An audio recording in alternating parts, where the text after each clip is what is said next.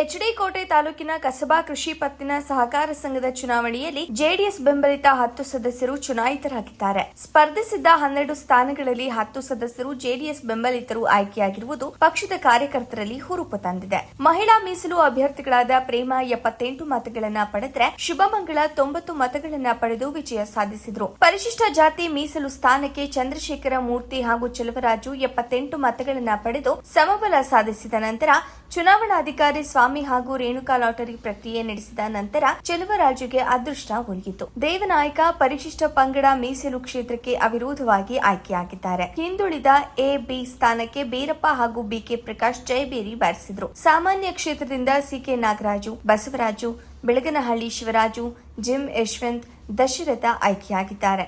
ಸಾಲಗಾರ ಕ್ಷೇತ್ರಕ್ಕೆ ಭೈರೇಗೌಡ ಗೆಲುವು ಸಾಧಿಸಿದ್ದಾರೆ. ಪಟ್ಟಣದ ಜೆಡಿಎಸ್ ಕಚೇರಿಯಲ್ಲಿ ನೂತನ ನಿರ್ದೇಶಕರನ್ನ ಸನ್ಮಾನಿಸಲಾಯಿತು. ಪಕ್ಷದ ಮುಖಂಡರು, ಕಾರ್ಯಕರ್ತರು ಸಿಹಿ ಹಂಚಿ ಸಂಭ್ರಮಿಸಿದರು. ವರದಿ ರಮೇಶ್ ಕೋಟೆ. ರೈತ ಸೇವಾ ಸಹಕಾರ ಸೊಸೈಟಿನಲ್ಲಿ 10 ಸೀಟ್ನ ನಾವು ಜೆಡಿಎಸ್ ಪಕ್ಷದ ತಂಡ ಗೆದ್ದಿದೆ. ಅದಕ್ಕೆ ಶ್ರಮಿಸಿದಂಥ ನಮ್ಮೆಲ್ಲ ಮುಖಂಡರುಗಳು ಮತ್ತು ಮತದಾರರು ಮತ್ತು ಗೆದ್ದಂಥ ಎಲ್ಲ ಅಭ್ಯರ್ಥಿಗಳ ಶ್ರಮದಿಂದ ನಮ್ಮ ಪಕ್ಷದ ಕಾರ್ಯಕರ್ತರು ಮತ್ತು ಮುಖಂಡರುಗಳ ಶ್ರಮದಿಂದ ಇವತ್ತು 10 ಸೀಟ್ ಗೆದ್ದಿದ್ದೀವಿ.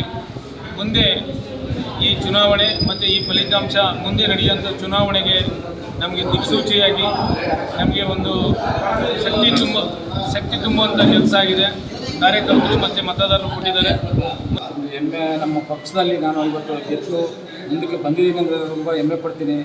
ಹಾಗೆಯೇ ಇನ್ನು ಮುಂದೆ ದಿನ ನನ್ನ ಸಹಕಾರ ಬಂಧುಗಳಿಗೂ ಮತ್ತು ಸಮಾಜದ ಲೀಡರ್ಗಳಿಗೂ ನಾನು ಇನ್ನು ಮುಂದೆ ಅವ್ರ ಪರವಾಗಿ ನಾನು ದುಡಿತೀನಿ, ನನ್ನ ಕೆಲಸ ಕಾರ್ಯಗಳನ್ನು ಮಾಡ್ತೀನಿ.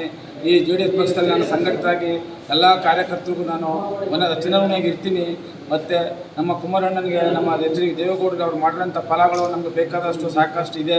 ಇನ್ನು ಮುಂದೆನೂ ಸಹ ಈಗ ಸಣ್ಣದು ಇದು, ಈಗ ಮನೆಗೆದ್ದು ಮಾರ್ಗೆಲ್ಲು, ಮಾರ್ಗೆದ್ದು ಊರಿಗೆಲ್ಲು, ಊರಿಗೆದ್ದು ದೇಶ ಗೆಲ್ಲು ಅಂತ ನಾನು ತುಂಬ ಇಷ್ಟಪಡ್ತೀನಿ. ಹಾಗೆಯೇ ನಮ್ಮ ಕೃಷ್ಣ ನಾಯಕರು ಬಂದ ಒಂದು ಕಾಲ್ನುಡಿಯಿಂದ ನಾನು ಇವತ್ತು ಜಯಶೀಲರಾಗಿದ್ದೀನಿ. ಕಳೆದ ಬಾರಿ ನಾನು ಸೋತಿದ್ದೆ 12 ಓಟ್ಗಳಿಂದ.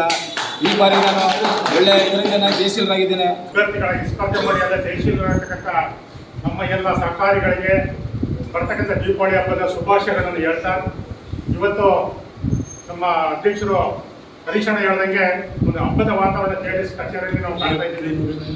ಇದು ಪ್ರಥಮ ಹೆಜ್ಜೆ. ಮುಂದಿನ ಚುನಾವಣೆಗಳಲ್ಲಿ ಪ್ರತಿಯೊಂದು ಯಾವುದೇ ಚುನಾವಣೆ ಬಂದರೂ ಸಹ ದಿಟ್ಟತನದಿಂದ ಜೆಡಿಎಸ್ ಪಕ್ಷ ಮುಂದೂಡುತ್ತೆ.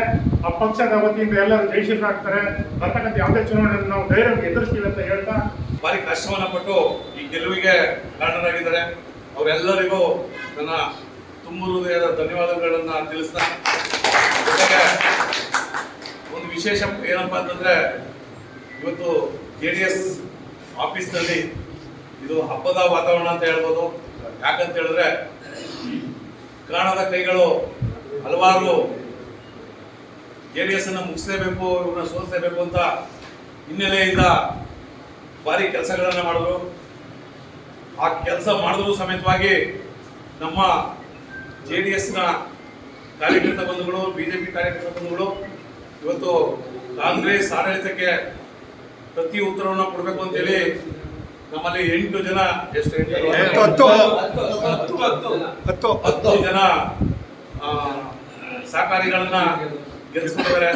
ಅವರೆಲ್ಲರಿಗೂ ಎಲ್ಲರ ಪರವಾಗಿ ನನ್ನ ತುಂಬ ಹೃದಯದ ಸ್ವಾಗತವನ್ನ ಹೇಳ್ತಾ, ಇವತ್ತು ಅತಿ ಸಂತೋಷದ ದಿನ ಅಂತ ಹೇಳ್ಬೋದು. ಯಾಕಪ್ಪ ಅಂತ ಹೇಳಿದ್ರೆ, ಹೆಚ್ಚು ಕಡಿಮೆ ಒಂದು 10 ವರ್ಷದಿಂದ ನಾವು ಯಾವುದೇ ಕಾರಣಕ್ಕೂ ಬಿಜೆಪಿಯಿಂದ ಯಾವುದೇ ಅಧಿಕಾರವನ್ನ ಹಿಡಿದಿರಲಿಲ್ಲ. ಇವತ್ತು ಸನ್ಮಾನ್ಯ ನಮ್ಮ ಪಕ್ಷದ ಅಧ್ಯಕ್ಷರಾದಂಥ ರಾಜೇಂದ್ರನವರು ಮತ್ತು ನಮ್ಮ ಸರ್ಕಲ್ ಭಾಗದ ಅಧ್ಯಕ್ಷರು ಮತ್ತು ಹಲವಾರು ಮುಖಂಡರುಗಳು, ಜೊತೆಗೆ ಹೆಚ್ಚಿನದಾಗಿ ನಮ್ಮ ತಾಲೂಕಿನ ಜನನಾಯಕರು, ಜನಸೇವಕರು, ಧರ್ಮರತ್ನಕರ ಅಂತ ಹೇಳಿದ್ರು ಅದು ಕಮ್ಮಿನೇ, ಕೃಷ್ಣ ನಾಯಕರವರು